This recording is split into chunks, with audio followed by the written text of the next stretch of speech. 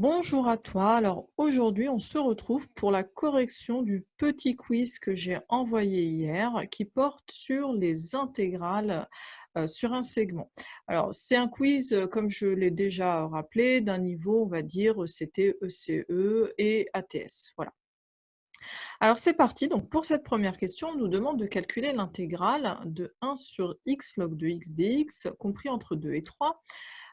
Et évidemment, bon, va falloir se retrousser les manches et aller calculer cette intégrale. Et la première idée qu'on va avoir, avant d'aller chercher dans les idées, plus compliquées, c'est de se dire: «Est-ce que je connais pas une primitive de cette intégrante?» Alors, pour, savoir si on en connaît une primitive, il faut tout simplement reconnaître une forme dérivée. On peut peut-être rappeler, il y en a pas une tonne, hein, les plus, courantes. Donc on a, évidemment, une des plus classiques, ça va être U', U puissance, alpha. Alors là, le alpha, il doit être simplement différent de -1 et bah, une primitive, ça serait U puissance alpha plus 1 sur alpha plus 1. Qu'est-ce qu'on connaît d'autre? Alors on a le cas justement alpha égale à -1 qui va s'écrire, U' sur U. Et là, bien sûr, on reconnaît la dérivée de log de valeur absolue de U. On connaît bien sûr U' exponentielle U qui nous donnerait en primitive exponentielle U. Et je pourrais peut-être ajouter celle-ci qui est très courante aussi, U' sur 2 racines de U, qui est la forme dérivée de racine de U. Donc, dans chacune des formes, on voit dérivées qu'on est censé reconnaître, il y a une fonction qui va jouer le rôle de U, mais aussi on va avoir du U'. Et donc c'est ça qui peut peut-être nous guider dans d'autres recherches. Donc là, lorsque j'observe 1 sur x log de x, il y a le log de x qui nous saute un peu aux yeux, et puis on a en tête la dérivée du log de x. Qu'est-ce que la dérivée du log de x? C'est du 1 sur x. Et le 1 sur x, on le voit apparaître ici. Donc là, on se dit, c'est bon, on a un truc qui pourrait faire le rôle de U, ça serait ce log de x, et on aurait du U'. Après, laquelle des formes, bon, bah, ça, on va bien s'en rendre compte assez tôt. Donc on va démarrer sur le calcul pour détailler un petit peu ça et pour reconnaître la bonne forme dérivée. Donc on va un tout petit peu décomposer l'écriture. Donc là, je vais bien séparer mon 1 sur x pour bien faire apparaître mon U' et reconnaître cette forme dérivée. Là, j'ai du 1 sur log de x dx. Alors, ce que j'avais proposé, c'était de poser, pour U, le log de x, et du coup, ce que j'ai comme forme ici, ça serait plutôt du 1 sur U et non pas du U. Et le 1 sur x, c'est bien la dérivée de U, donc là j'aurai la forme U' fois U, et là on reconnaît bien sûr le U' sur U. Bingo, ça y est, on l'a.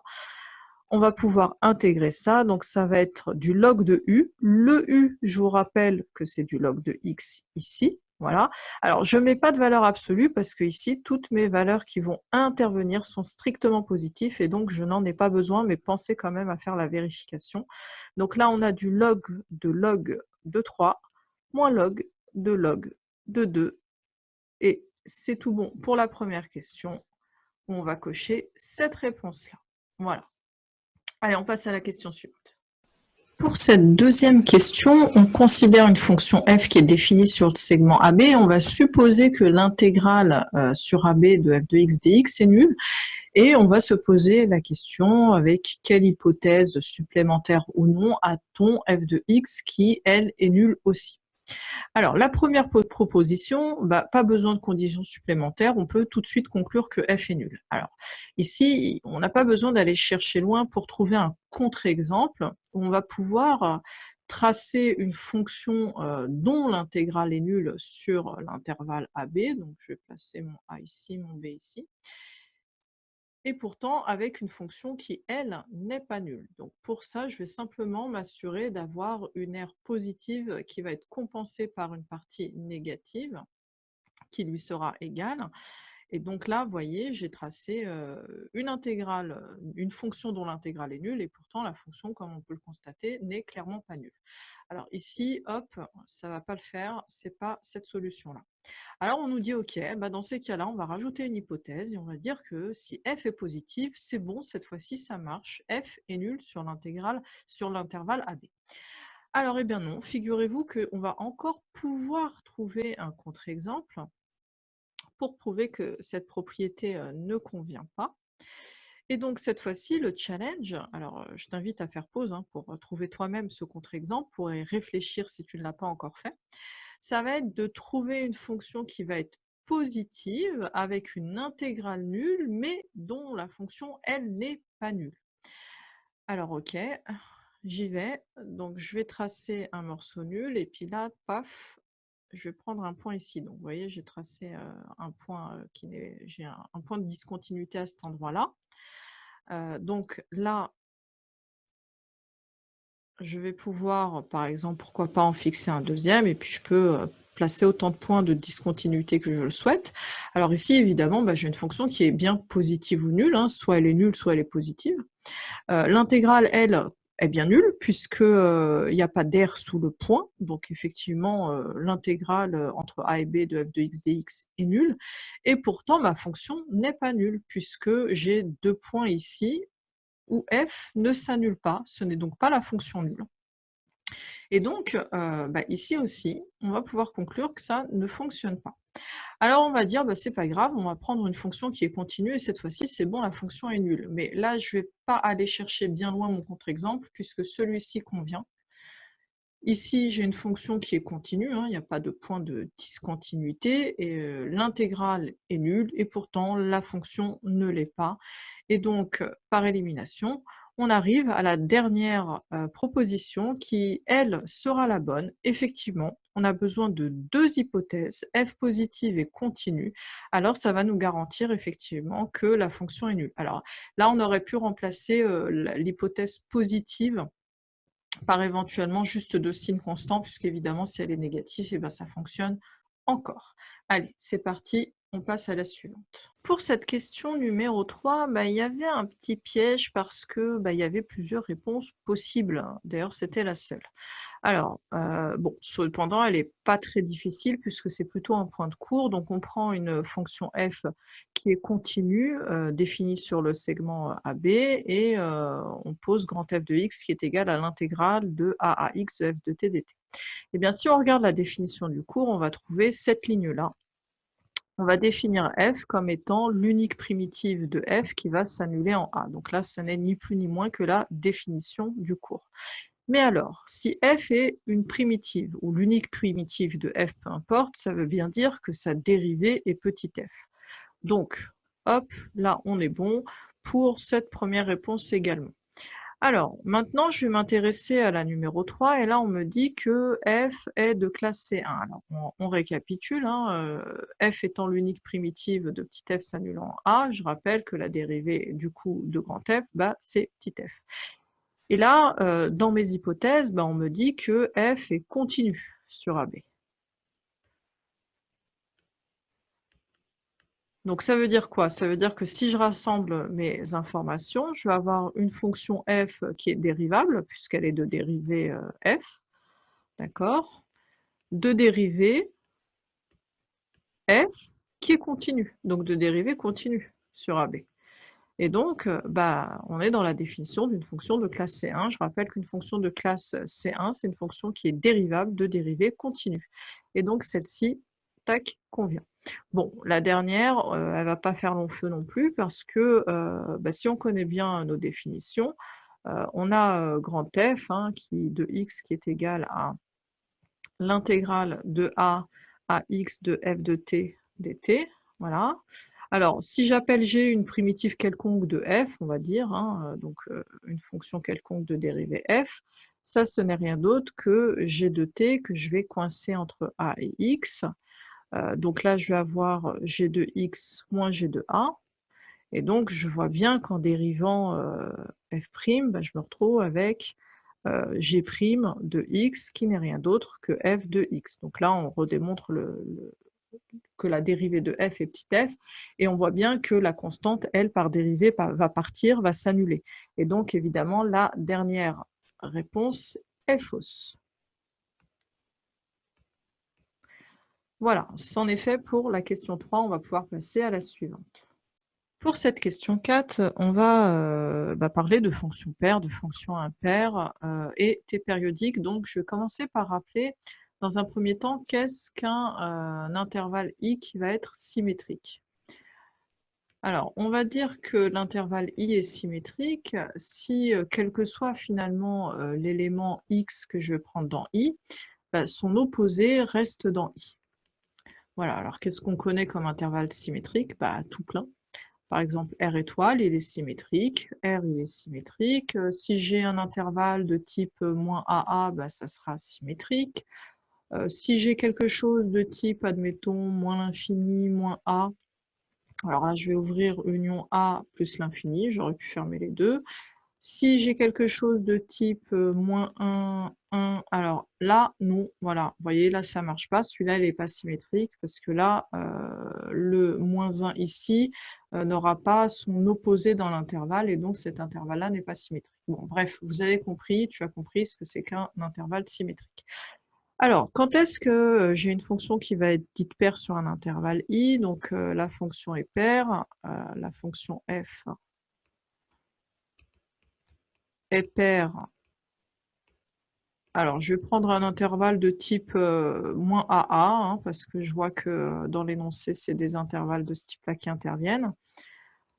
Si pour tout x appartenant à -AA, je vais avoir, donc là j'ai bien fait en sorte de prendre un ensemble symétrique, de travailler sur un ensemble symétrique, si f de moins x est égal à f de x. Alors graphiquement, comment ça se traduit? Eh bien, tout simplement, je vais avoir une courbe qui va présenter une symétrie axiale par rapport à l'axe des ordonnées. Par exemple, hop, je vais tracer quelque chose de ce type-là. Voilà. Bien, bon, quand est-ce qu'elle va être dite impaire? Donc la fonction f est impaire sur, alors pareil, là je vais me placer sur un intervalle de type -AA, mais bon, on a compris que c'était n'importe quel intervalle symétrique, hein. Si pour tout x appartenant à -AA, je vais avoir f de moins x qui est égal à moins f de x. Et cette fois-ci, graphiquement parlant, alors la courbe va aussi présenter une symétrie, mais une symétrie cette fois-ci centrale de centre le repère. Le le centre du repère, donc par exemple, hop, je vais tracer quelque chose de ce type-là. Et puis on a la définition d'une fonction qui est t périodique, qui sera définie sur R, donc la fonction f est t périodique, donc on prend t de valeur positive. Si pour tout x appartenant à R, je vais avoir f de x plus t qui est égal à f de x.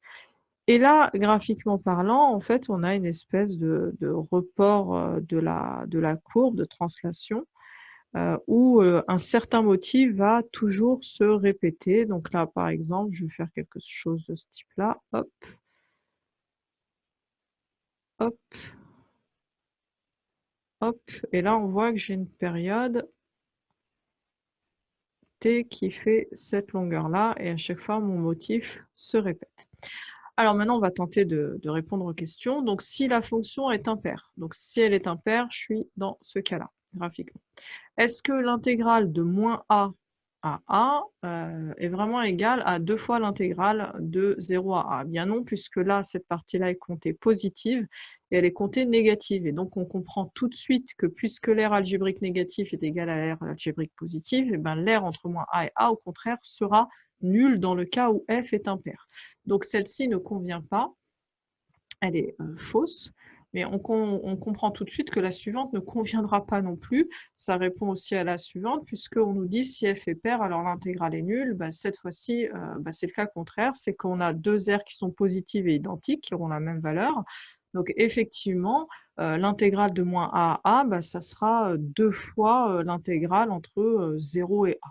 Donc la deuxième aussi est fausse. Alors, ce qui ne convient pas dans la dernière proposition, puisqu'effectivement on peut se dire, bon bah tiens, cette fois-ci c'est bon, on a une fonction qui est paire et donc du coup on coupe l'intervalle en deux. Oui, mais attention, on avait précisé qu'on devait travailler sur un ensemble qui était symétrique, ce qui n'est pas le cas ici, puisque je travaille sur un intervalle de type 0A, donc qui n'est pas symétrique. Et donc la dernière aussi ne convient pas. Bon, bah là, on n'a pas le choix. Effectivement, ça sera la troisième qui sera la bonne réponse. Et qu'est-ce qu'elle nous dit, cette troisième? Elle me dit que si je calcule l'intégrale entre a, admettons, et a plus t, donc là, mon a plus t, il est là, d'après ce que j'ai tracé, Donc l'aire qui est ici en rouge, bah, ça sera la même qu'entre 0 et t. Donc entre, par exemple, ici, 0. Donc je vais récupérer une longueur t qui va arriver, pour le coup, un petit peu plus loin. Elle va déborder jusque là, on va dire. Donc là, j'ai la même valeur de t, hein. Et donc là, l'aire, ça sera exactement la même. Vous voyez, il y a le petit morceau manquant que je récupère ici et ce morceau-là que j'oublie pas. Voilà, donc effectivement, c'était la troisième solution qui était la bonne. Allez, on y va pour la suivante. Pour cette cinquième question, on nous demande de calculer une intégrale, mais on nous donne quand même une indication très précieuse puisqu'on nous dit que c'est un changement de variable et on nous précise même le changement de variable qui est t égale à tangente u. Bien. Alors le changement de variable est bien de classe C1 et donc on va procéder d'abord en calculant dt qui va être égal, donc la dérivée de tangente, il y a plusieurs façons de l'écrire, deux façons de l'écrire, donc je peux l'écrire 1 sur cos carré u du, ou alors 1 plus tangente carré u du. Alors pour l'instant on ne choisit pas, hein, on met les deux et puis on verra bien quelle est la forme qui nous convient. Alors les bornes, donc quand t vaut 0, alors quand t vaut 0, du coup la tangente, ça va nous donner aussi du 0. Donc le u, ça sera de l'arc tangente 0 qui est égal à 0. Maintenant, si t vaut 1, alors je vais avoir l'arc tangente de 1 et donc u vaudra du pi sur 4, tangente de pi sur 4, ça renvoie bien la valeur 1. Ok, donc maintenant j'ai les bornes, j'ai quasiment tout, je vais pouvoir faire mon changement de variable dans mon intégrale. Alors, je ne suis plus entre 0 et 1, mais entre 0 et pi sur 4. Je remplace mes t évidemment par mes tangentes carré u sur 1 plus tangente carré u au carré. Et là, au vu de la forme, honnêtement, j'ai aucun cosinus. Je me dis, j'ai tout intérêt à choisir la seconde forme pour le du, donc je vais plutôt choisir celle-là. D'ailleurs, ce qui me permet de faire une simplification quasiment immédiate. Voilà, ça c'est fait. Alors ensuite, là, pour intégrer ça, pour l'instant, ça saute pas aux yeux, donc je vais passer en cosinus sinus pour essayer de simplifier ça, parce que vous voyez, l'expression du numérateur ressemble quand même pas mal à l'expression du dénominateur. Donc, je vais avoir 1 moins sinus carré u sur cos carré u et 1 plus sinus carré u sur cos carré u. Bon, évidemment, l'étape suivante, on va mettre au même dénominateur. On voit à l'avance que les cos carrés vont disparaître. Donc ça nous fait le tout sur cos carré u, il va me rester du cos carré u moins sinus carré u divisé par cos carré u plus sinus carré u, le tout sur cos carré. Alors les cos carrés, ils vont aller se simplifier. Et il va me rester intégrale de 0 à pi sur 4. Alors vous voyez que là j'ai du cos carré u plus sin carré u qui me reste au dénominateur, et bien sûr cette quantité fait 1. Celle-ci fait 1. Hop, est égale à 1. Donc au final, il ne reste plus grand chose, hein. Ça nous a bien arrangé cette histoire-là. Il nous reste cos carré u moins sinus carré u du. Ok. Là, c'est tout bon si on connaît ces petites formules trigonométriques, hein. Vous savez qu'elles peuvent être vraiment, même si on est capable de les retrouver, ça peut être vraiment très intéressant de les avoir en tête, et notamment, on les reconnaît quand on les voit devant nous. Donc là, moi, je reconnais tout de suite du cosinus 2u. Voilà, pour s'en convaincre, vous l'écrivez en cos u plus cos u et vous récupérez bien cette formule-là. Et celle-là, elle est bien. Alors, je vais arrêter de mettre mes 4 en 2 là. Celle-là, elle est bien parce que ça s'intègre directement. C'est du sinus 2u sur 2 entre 0 et pi sur 4. Alors, ça nous fait du sinus 2 fois pi sur 4, donc sinus 2 pi sur 2, donc là il me reste du 1/2, et en 0, le sinus il est nul. Donc ça y est, il n'y a pas besoin de faire par élimination. Ici, le calcul direct nous donne la bonne réponse, qui est la 4e. On se retrouve pour la question numéro 6. Pour cette question 6, la mission, c'est de calculer l'intégrale de 0,1 de arctangente de t dt. Et puis, ils sont cool parce qu'on nous dit qu'on doit passer par une IPP, donc la technique, elle est déjà donnée. OK. Alors le seul souci, c'est qu'on se dit: «Ouais, mais d'accord, mais moi pour une IPP, j'ai l'habitude de voir un produit de fonctions, dans l'intégrande». Alors là, j'ai qu'une seule fonction, mais tu as déjà dû croiser l'astuce, il suffit d'écrire 1 fois arctangente de t dt. Alors là, on n'a pas trop le choix pour u et v' parce que le 1, on va surtout pas s'amuser à le dériver, hein, parce que sinon on va récupérer la même expression. Donc on va plutôt l'intégrer et on va se retrouver à dériver arctangente. D'ailleurs, on n'a pas de primitive d'arctangente, hein, sinon on n'aurait pas besoin de faire une IPP. Alors, on y va, donc on pose nos calculs. Donc le u, c'est arctangente de t. J'ai u' qui est égal à 1 sur 1 plus t carré, hein, la dérivée de l'arctangente. J'ai mon v' qui est égal à 1, et donc mon v qui sera égal à t. Alors je constate effectivement que u et v sont bien de classe C1, ce qui me garantit l'existence de toutes les intégrales qui vont intervenir dans la formule de l'IPP. Donc là, je suis sur l'intervalle 0,1 et donc tranquillement, je vais pouvoir aller procéder à mon IPP. Alors, c'est parti pour la formule.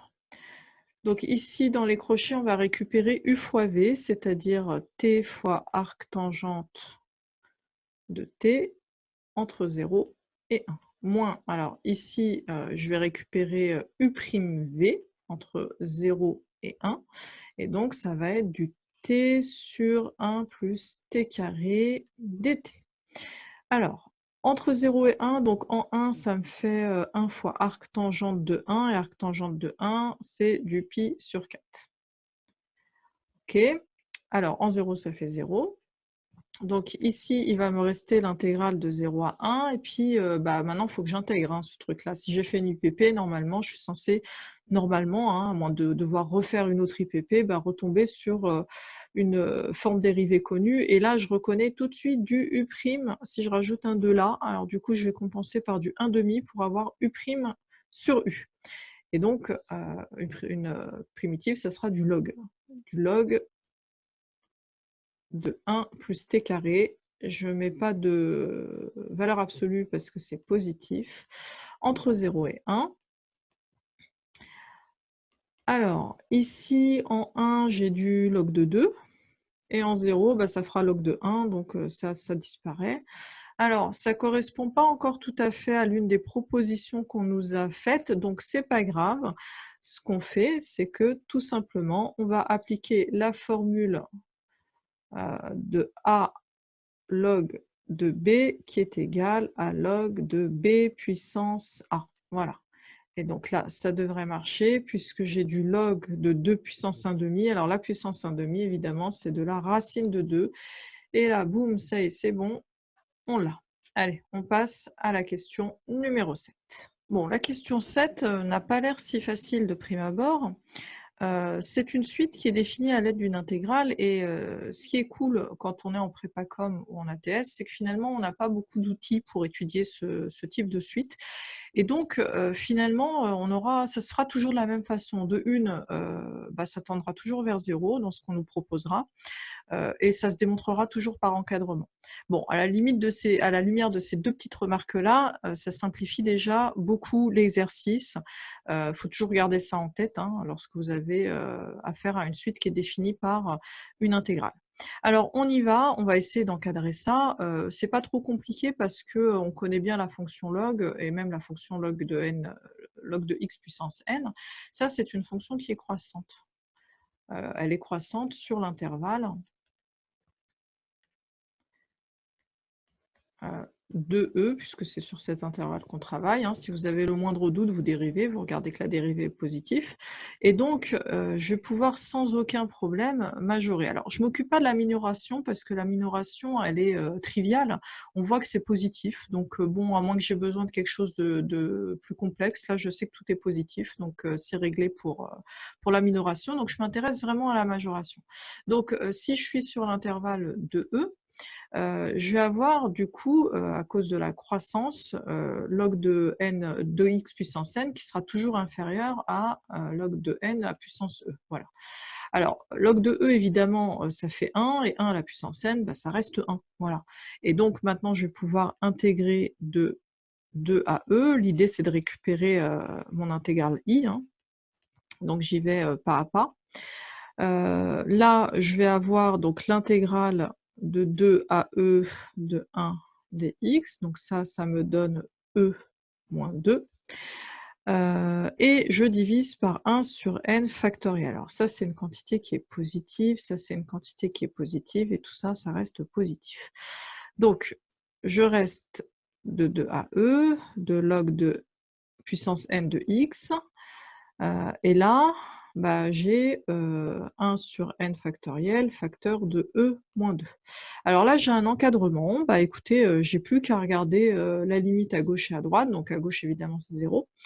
À droite ici, clairement cette quantité-là va tendre vers 0 quand n tend vers plus l'infini, et là, c'est le théorème d'encadrement qui intervient pour conclure que la limite, eh ben, évidemment, elle vaut 0.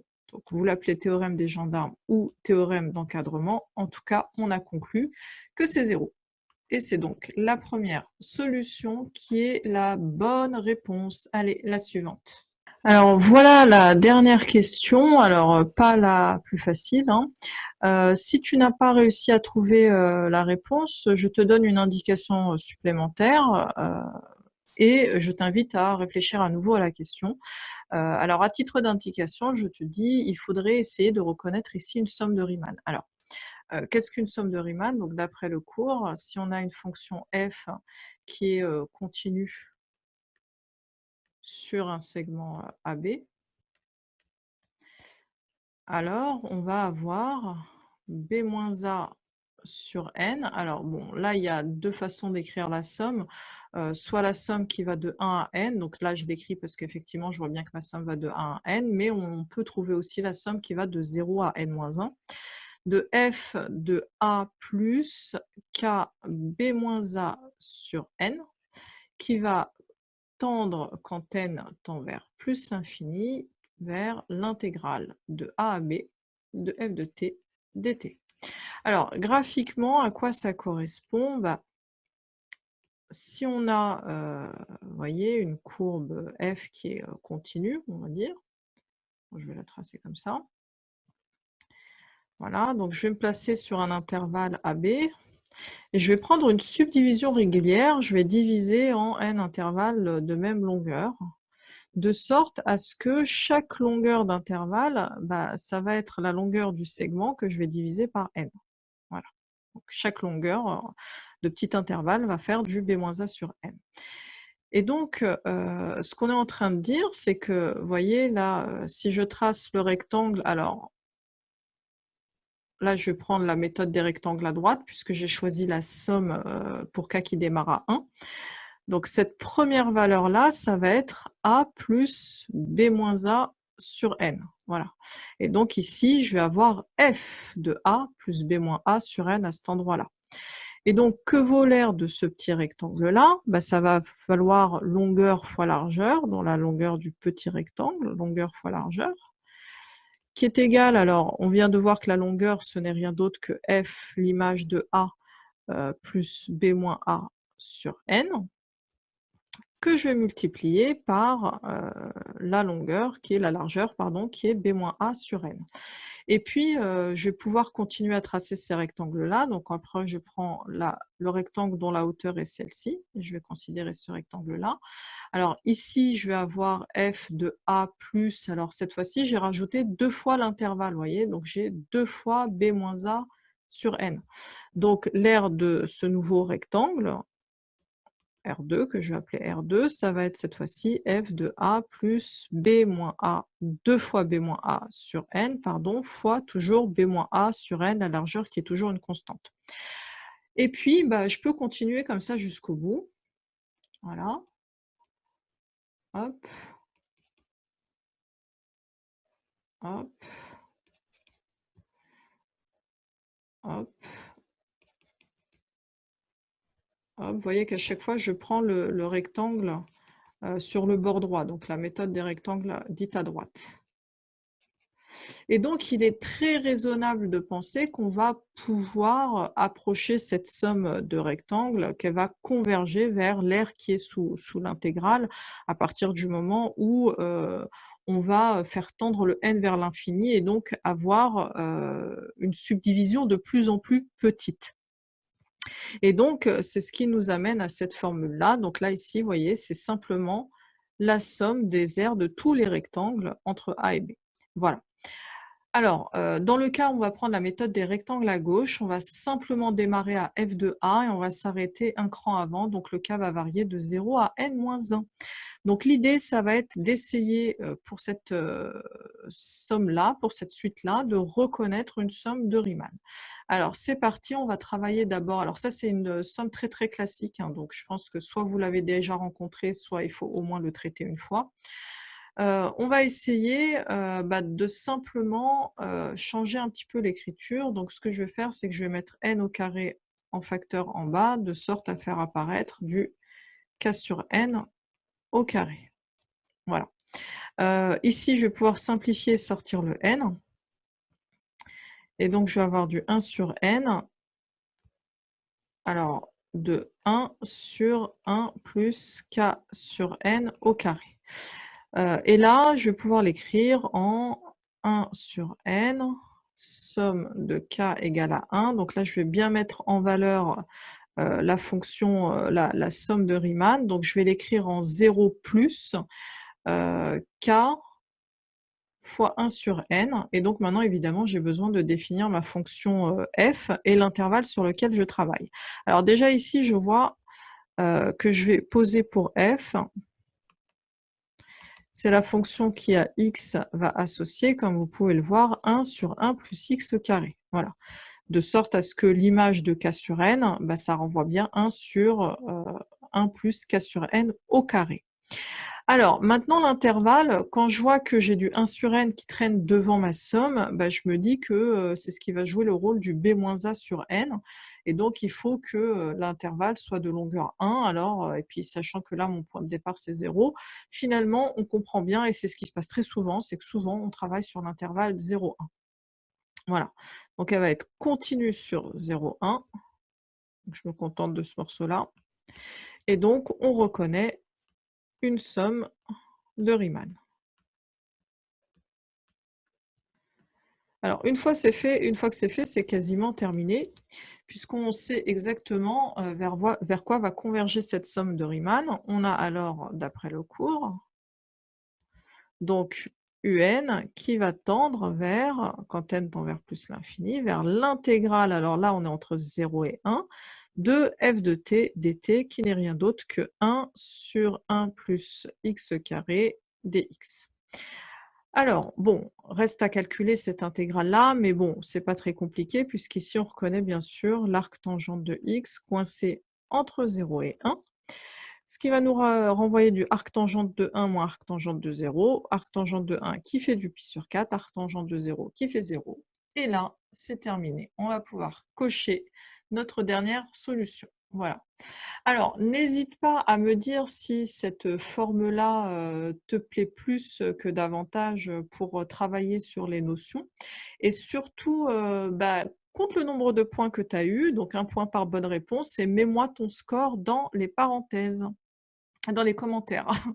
Allez, à bientôt pour la prochaine vidéo.